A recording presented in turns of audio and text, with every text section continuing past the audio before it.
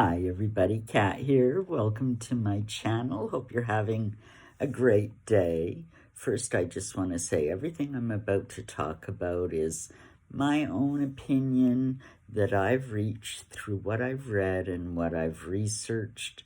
You know, you go ahead and make your own decision, make your own opinion. I encourage you to research things that you're interested in. Well, just recently we've seen Harry pop up in Texas at a Formula One race with some of his better up cronies. So you know that it's just a publicity stunt. They got the tickets, he gets to go. Now, this comes just after we've had him, on his little conferences crowing about how climate change is affecting people's mental health.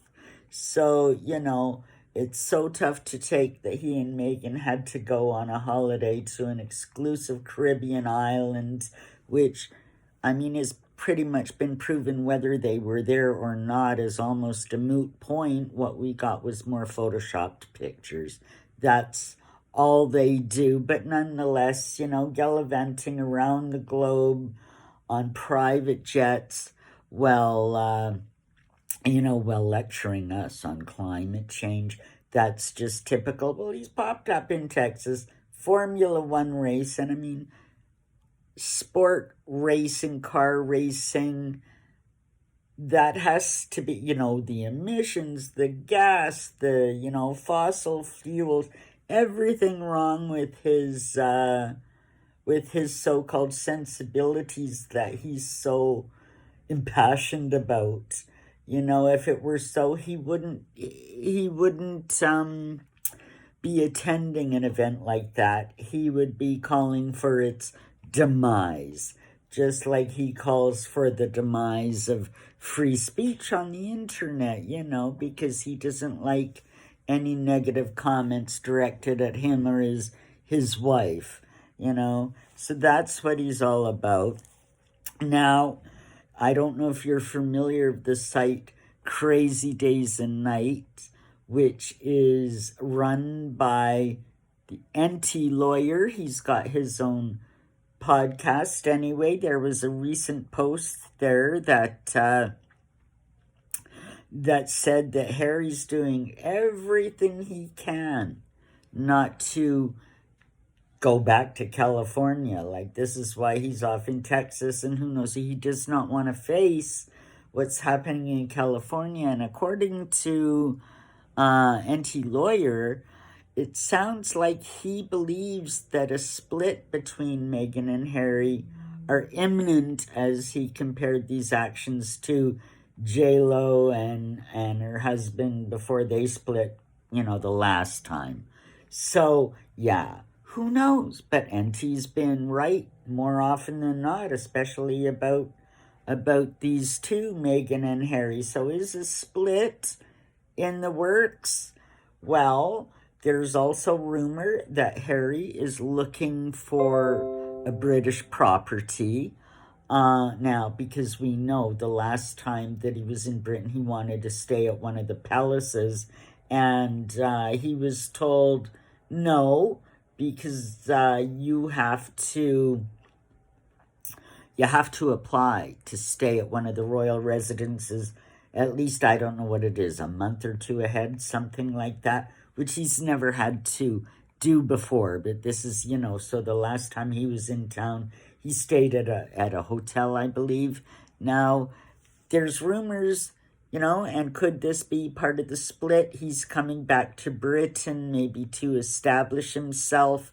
There's also talk that the both of them would be coming back.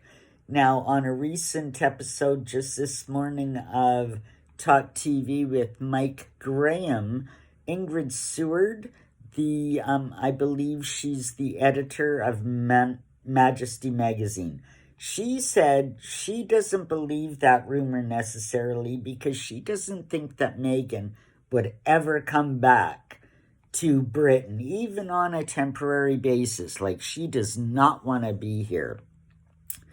So perhaps it's just Harry alone. Hang on, I gotta grab some water. So we don't know.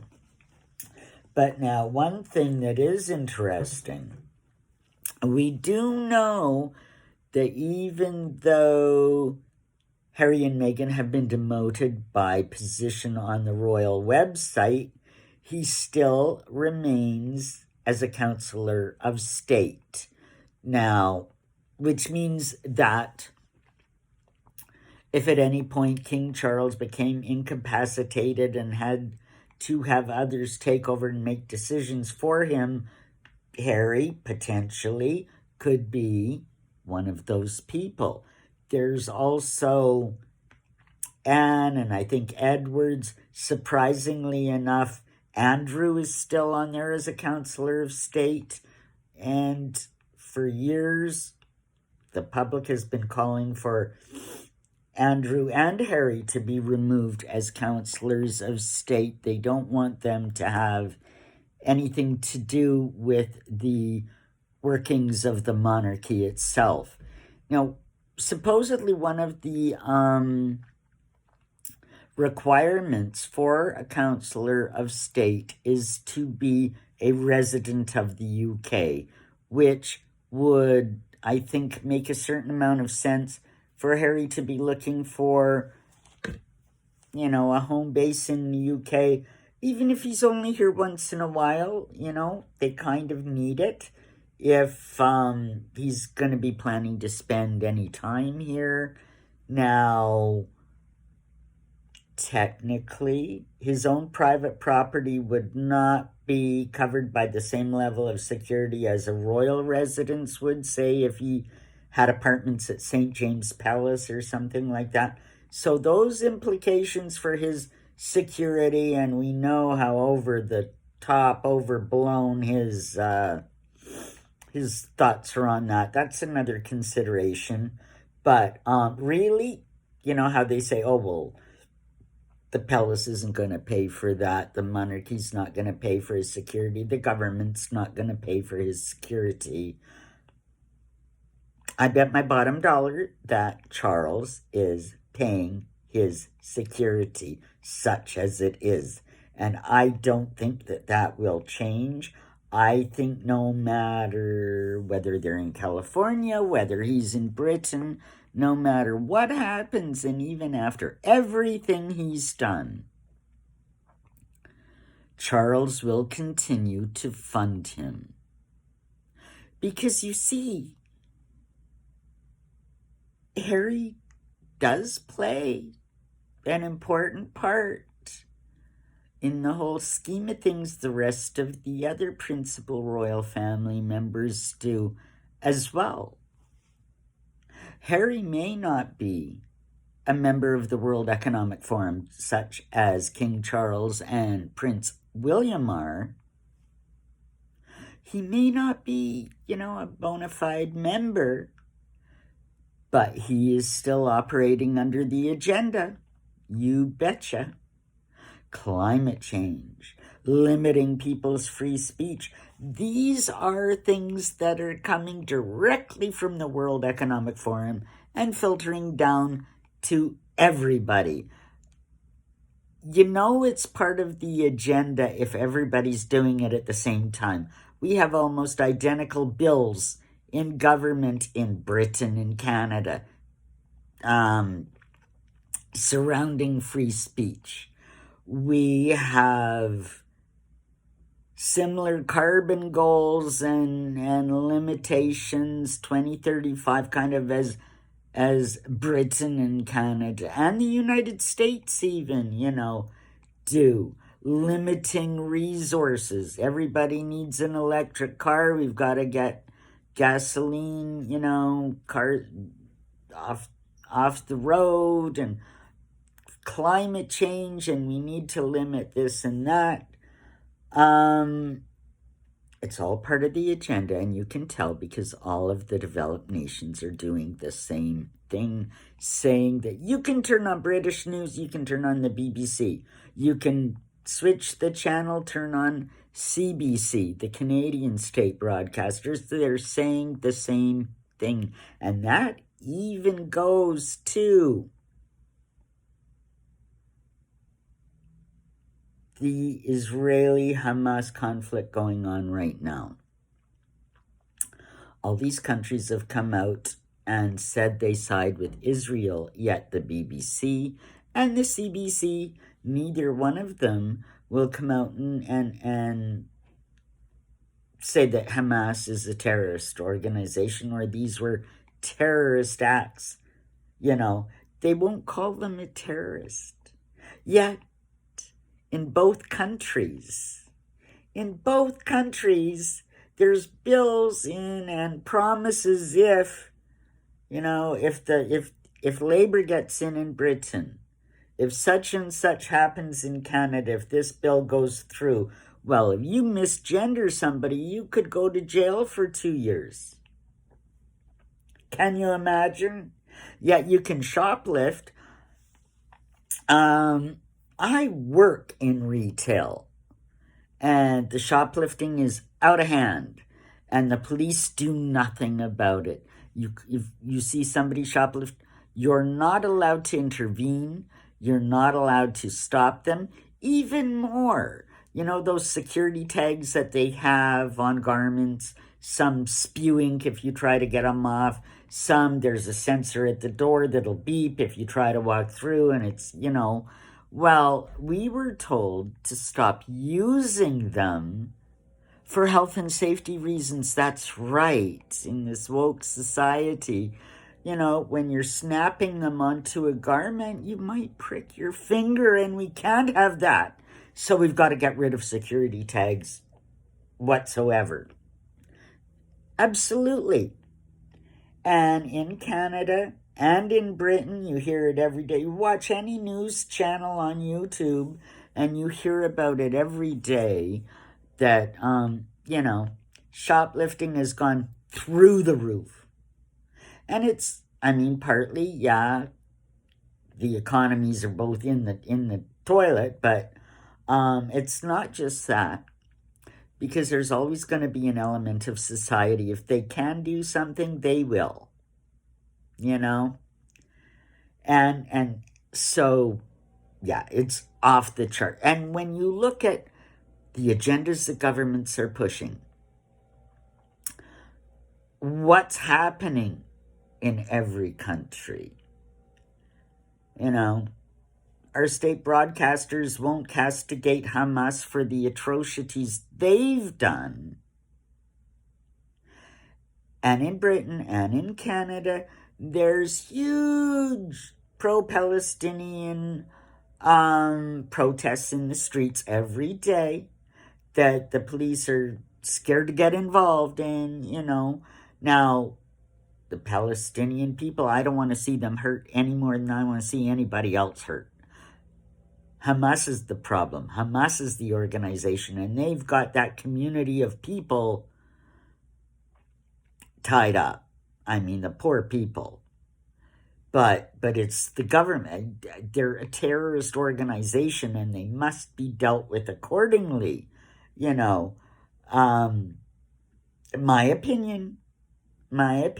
Everybody has a right to protest, but we're also now seeing in Britain and in Canada an uptick in anti-Jewish sentiment, attacks against Jewish businesses. All of these, it's not right. And this is going on downtown Toronto as we speak. This is going on in Britain as we speak. You can turn on YouTube, look at the news, you see it every day. And when you look at these events and you look at the way the government is dealing with them and all of that, you can spot that there's an agenda. You might not be able to figure out why the hell would they want to be doing something so detrimental to society. And you may not be able to square that circle, but you can recognize the agenda once you start looking for it. You can recognize it. And I'll tell you, Charles and William are knee-deep in the agenda, members of the World Economic Forum, pushing the programs for this agenda. So, they believe in it, at least to a degree, and there's, it's us again. We castigate Harry for crowing on about climate change and mental health and taking private planes everywhere. Well, really, when you look at it, Charles and William might be, a little nicer demeanor, but they're doing the same thing. No difference. Harry and Meghan are a diversion. It's like two sides of the same coin. It's like the Rothschilds financing wars. If you fund both sides, it doesn't matter who wins, because you win either way. And it's the same with the World Economic Forum, the same with the royal family. On the surface, it looks like Harry and Meghan are the bad guys, and we can hate them, and we can love William and Charles.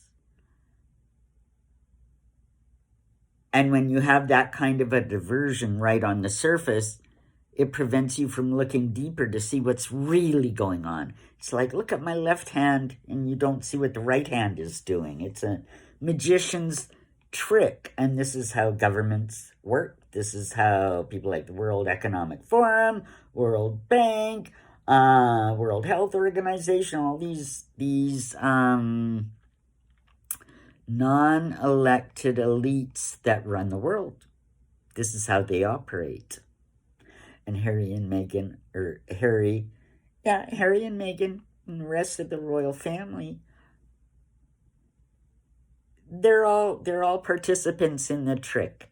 They're all working towards the same goal. This is why, and I've said it before, Harry and Meghan will never be completely cut off.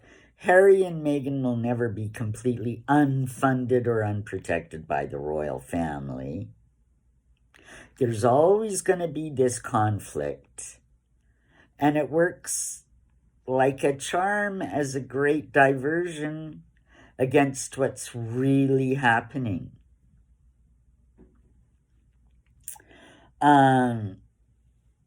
Part of that is it suits the agenda. And part of that is once you're a member of the royal family, it's like the mafia. Once you're a member of the royal family, you're never really out. The only way that you can truly be out of the royal family is if they take you out. We learned that when Princess Diana died. Well, that's what I've got for you today. Think about it. I'd love to know what you're thinking. Leave me a comment, like, subscribe, and also I've added a new link in my description. If you enjoyed this video and you'd like to buy me a coffee, there's a Buy Me a Coffee link in the description. Have a great day, everybody. Bye for now.